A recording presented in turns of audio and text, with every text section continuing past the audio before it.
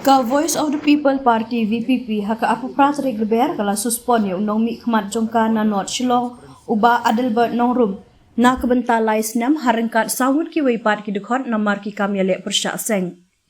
Ya kini karai la shim hadian baka State Executive Committee jongka parti kala bishar benia ya ki jubab jong MLA lembat sawut kiwei pat ki nong yalam ki bakentup ya uba snarbor lalu imti jamir Wilstone Soshang bat u rich in business marwe ya ke jingpan jing shai bala ai shaki hakashitarik ulber.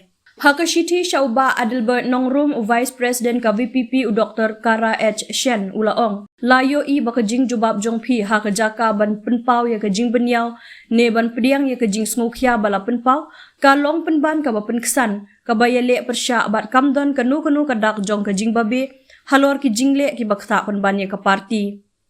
Ka sinjam bapila shem ban jubab ya ke jingpan jing pensyai kanang penpau syusyu ya ke jing ialeh pyrshah ya ki kendon jong ke parti ya ke ba omla setia ban syu ino. Hadian balaya thirbnia ka parti ka syam baka jubab jong pi kamlong ka ba penhun bat haba pendon kam ya ke bor jong ka katkum ka Article 3 Clause 5 jong ka Constitution ka Voice of the People Party kum tarut la Sospon ya pi mardor na ka parti na ka bentalai senam ula benram. Hapadeng kene ke jing syak Sospon pin omla ban bat ya kenu ka kam ka jingkit klik ne ka hok ban long dekhot apok ka parti. Pimde ban mi khmat ya ka parti hakino ki rinsan la ne ki rinsan pat ba. La kentu ya pi ba pin kiar na kino ki kam ki balak ban pensniu dur syuk ya ka parti.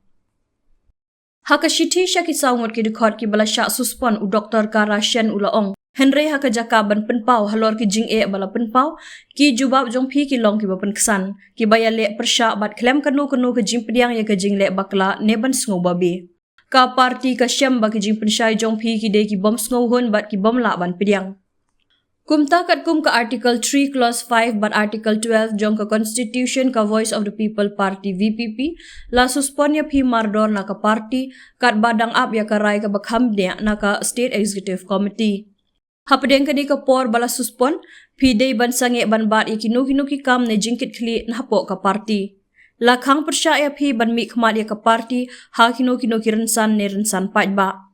Lakhmi lenti ba pin ko ngu ya ka rai jong ka parti bat ban kiar na kinu ki kam ki balak ban keta ya ke jing janai bat ka burom jong ka parti ula benrap hakashti.